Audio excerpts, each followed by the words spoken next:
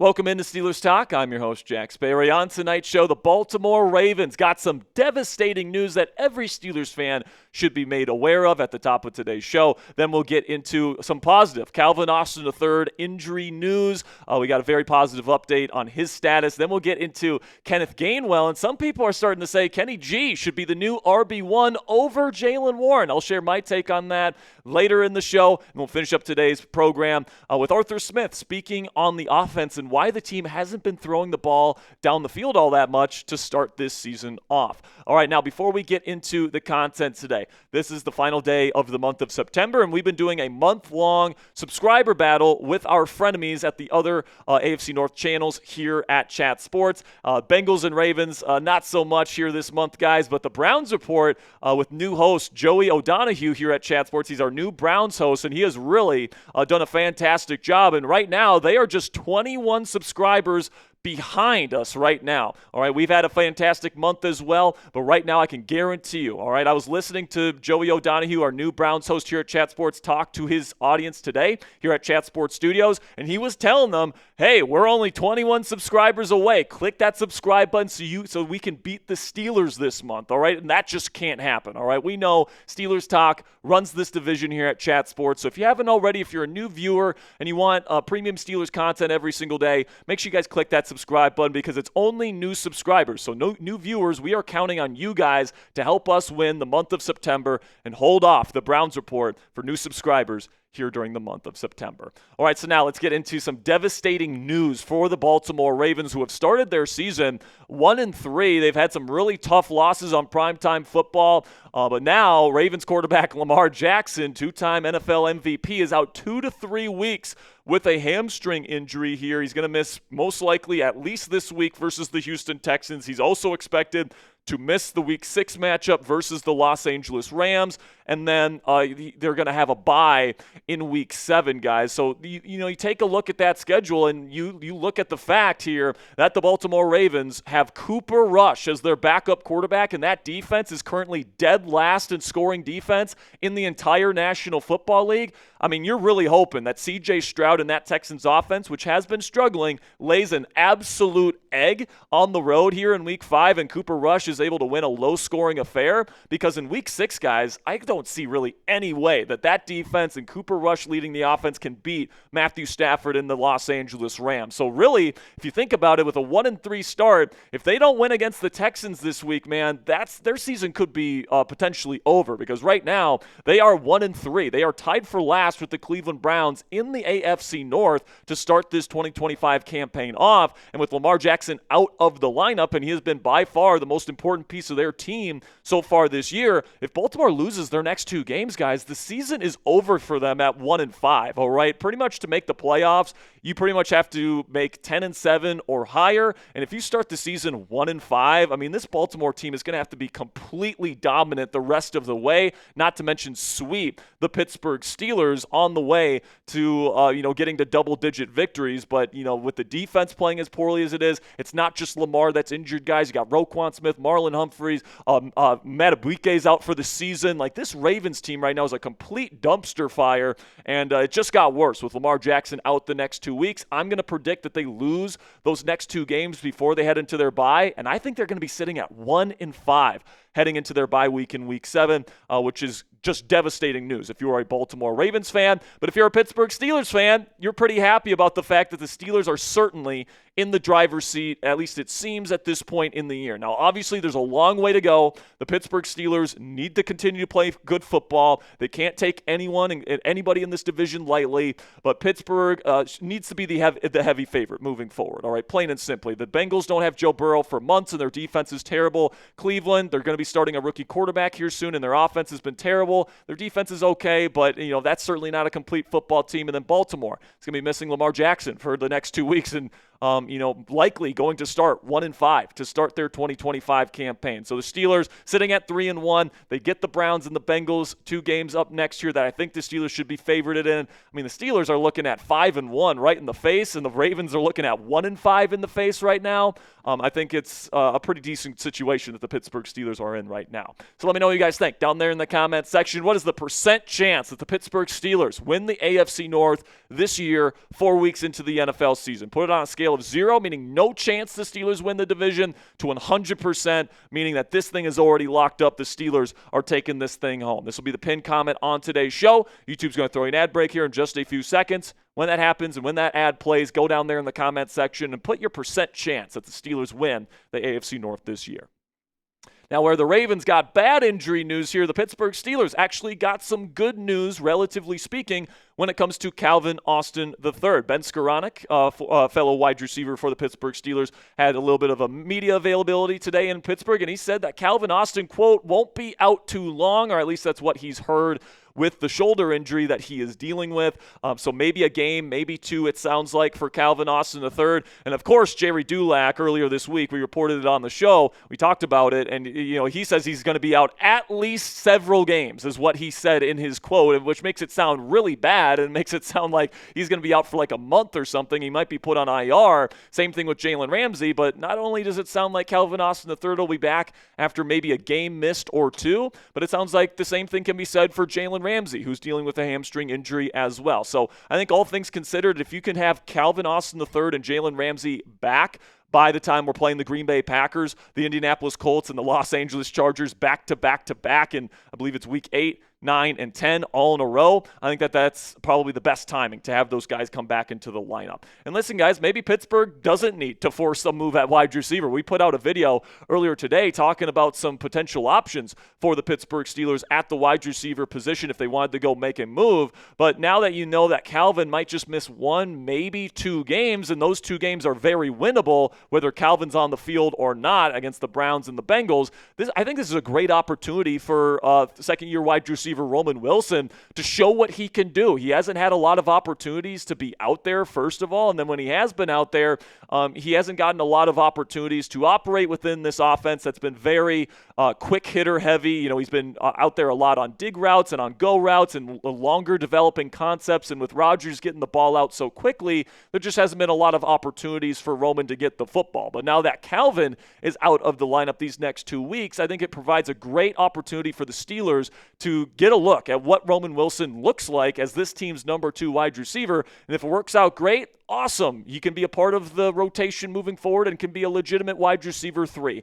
If not, then you can kind of get some confirmation as to where Roman Wilson is in his career right now, and I think you can get some clarity as to whether or not you need to add a 3rd wide receiver to this group before the trade deadline here. So I think it's an awesome opportunity for both Roman Wilson to show what he can do and for the Steelers to see what they have in Roman Wilson over the next couple of weeks. And theoretically, Roman Wilson should be able to step up, all right? Like, he's had plenty of time to learn the playbook, which was apparently an issue for him last year. He's got plenty of time to kind of develop chemistry with Aaron Rodgers at this point. And then from a physical standpoint, he's got all the tools, man. He's got 4.3 speed. He's got great acceleration. He's got really good and reliable hands. He can make catches with his hands outstretched outside of his body. So even though he's not the biggest guy in the world, he's got a bigger catch radius than Calvin Austin III has. And, he's a really good run blocker, too. That's one of the reasons why the Steelers really liked him coming out of Michigan. So, Roman's got a hell of an opportunity here to show the world and show this team what he's capable of, and I'm really hoping that he can make the most of it here over the next few weeks if he does, in fact, get that opportunity. So sound off for me down there in the comment section. Do you still believe in Roman Wilson at this point? Give me a yes or a no down there in the comment section. My answer to that is I certainly want to believe, and I'm excited to see what he can do while Calvin is out of the lineup, but certainly there's some reason for doubt as well. So make sure you give me a yes or a no down there in the comment section. And now let's shift to this discussion where I've heard some people on Steelers Twitter and even Steelers radio, like Mark Madden, for example, was saying that he thinks that the Steelers should start Kenneth Gainwell over Jaylen Warren in the Steelers' run game moving forward, because obviously it was the best rushing performance of the season for the Pittsburgh Steelers, and Warren wasn't on the field. So people that don't know ball, frankly, say, oh, well, Gainwell had the most yards for any running back this year. We haven't seen that from Jaylen Warren, so he must be better. And I just think that, this isn't taking into account the full picture, because I think the main reason Pittsburgh's rushing offense took a big step forward last week versus the Minnesota Vikings had nothing to do with the running back. And listen, Kenny played a really good game. All right, I think he's a really good number 2 running back. But the main reason I think that the Pittsburgh Steelers run game got going was because the run blocking took a huge step forward, all right, putting Spencer Anderson out there as a jumbo tight end and essentially a sixth offensive lineman. Not to mention Darnell Washington out there as another tight end, essentially 7 offensive linemen out there. Gave this team a huge advantage in the run game. And hey, Kenny Gainwell was the beneficiary of that. I thought he had a really good game. But, like, let's be real. I mean, the first 3 weeks of the season, this offensive line couldn't run block to save their life. And Jaylen Warren was this team's offense for those first 3 weeks, making people miss, catching the football out of the backfield, making big plays happen. Without Jaylen Warren, you know, the Steelers might not win some of those football games that they won in the first 3 weeks of the year. And frankly, guys, if Warren would have played on Sunday versus the Vikings and he had some of the holes that Kenny Gainwell had to run through, he might have rushed for 150 or more yards versus the Minnesota Vikings. He's more explosive than Kenny is.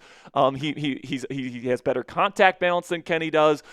You know, obviously he can, you know, get a little bit more with the pass catching stuff as well. Like, Kenny is a really good number 2 running back option. I don't want to make this an anti-Kenny G type of thing here, guys, but we have to give our respect to Jaylen Warren, who in my opinion is this team's best offensive player, period. All right, and most impactful offensive player. That's what he's been through the first 4 weeks of the year, and he didn't even play in one of those 4 games, right? So I think that what Jaylen Warren provides, all right, you know, the ability to make guys miss, great vision, fantastic contact balance, explosiveness, all right, a fantastic spin move and jump cut, and the ability to catch the football out of the backfield. He's been one of the most impactful receivers for the Pittsburgh Steelers so far this season. It's not even a discussion for me, man. Jaylen Warren is this team's RB1, but hey, it's damn good to have a guy in Kenny G that you know can step up if needed. So who should start? Let me know down there in the comments section. Do you think J-Dub is the number 1 running back here? Type JW. Or do you think Kenny Gainwell, after a really good game in Week 4, deserves to be the RB1 moving forward and stick with the hot hand? Type KG if you think Gainwell should be getting the number 1 carries moving forward. We'll finish up today's News and Rumors edition of Steelers Talk here by talking about some interesting comments that Arthur Smith gave about why the Pittsburgh Steelers passing offense isn't throwing the ball deep and why he's perfectly fine with that at this point. I think it was a really good and interesting answer with a lot of nuance, so I wanted to share it with you guys. This is what Art had to say. There's lots of ways to create explosives. A lot of it is, and I think it helps, is when you don't have to rely on just taking shots down the field. A little shot at Russell Wilson there. And then you're seeing it. This is kind of on vogue. Lots of teams are playing hybrid shell coverages. So, I mean, if you're going to put an extra guy deep, there's usually less guys underneath. So you can, if you can go and create space and you have guys that can create explosives that way, that's great. That leads to not being in the pocket as long. There are going to be times when guys bring others up and they'll play single high, and you have to hit them that way as well, which we have. We have got 3rd and 1 or whatever. We've seen Calvin win those. DK's on those 3rd downs. You get him one-on-one, you take them. There's a lot of ways to do it. So listen, man, I think this is a really good take here and a really good explanation from Arthur Smith. I think he's 100% correct, and this is something that we've been talking about on the show. People are kind of panicking like, oh, Aaron Rodgers isn't throwing the ball down the field. He's just checking it down all the time. Well, listen, man, like if you have a good check down option and you have an opportunity to get the ball out to a playmaker in space early on in the passing down, that's perfectly fine, man. If you're going to be relying on these deep shots like Russell Wilson did last year, you're going to take a lot of sacks because you're holding onto the ball for longer, especially if you're playing behind kind of a shaky pass protection unit like Aaron Rodgers is. You want to find those opportunities to get the ball out fast. Also it's a higher percentage completion. So if you can get the ball to a receiver out in space in a high kind of percentage situation, that's going to lead to some really good things for the Pittsburgh Steelers moving forward. And we've seen that through these first few weeks, getting the ball out to DK Metcalf on that slant. All right, that wasn't a downfield shot. That was just a beautifully delivered slant route to DK Metcalf out in space, and then he did the rest, getting the ball out to Jaylen Warren on a screen where he can make some guys miss. Calvin Austin III can move as well. Jonnu Smith is an excellent screen threat. So I have no worries about the way that the Pittsburgh Steelers passing attack is going right now. And honestly, this passing attack fits what Aaron Rodgers does perfectly, all right? I think it fits his play style really, really well. I mean, we've talked about it on this channel. Aaron Rodgers needs to play like Drew Brees did, like Peyton Manning did, like Tom Brady did. All those guys were immobile quarterbacks, so they had to get the ball out fast. They had to beat the defense pre-snap. They had to get the ball out to their playmakers in space. And that doesn't mean you never throw the ball down the field, but we've seen Rodgers be very effective throwing the ball down the field to Calvin Austin III, to DK Metcalf for that nice touchdown against New England, right? So we've seen Aaron Rodgers throw the ball down the field. It's just, the base of this passing attack is really based on high percentage looks underneath, especially when defenses play these two high safety shells. I think it's a really smart way to play offense. It's a really efficient way to play offense. And right now the Steelers are number 1 in the league in yards after the catch for a reason. So if you are doing those things after the catch and you have dynamic playmakers with the ball in their hands, get them the ball in their hands, in space, and let them work. I think it's an awesome plan that Arthur Smith and Aaron Rodgers have come up with, and I'm hoping that it continues to have success down the stretch. So true or false? Let me know down there in the comments section. The Pittsburgh Steelers will have a top 10 offense in the NFL this season. Type T if you think that statement is true, or type F if you think that statement is false. Let me know your answer to that down there in the comment section. And that'll be it for today's edition of Steelers News and Rumors. Make sure you click that subscribe button. Again, if you're a new viewer, this is the final day for our September subscriber battle in the AFC North. The Browns are right on our heels. Do not let them catch up, guys. Click that subscribe button if you haven't already. Till next time, guys, here we go, Steelers.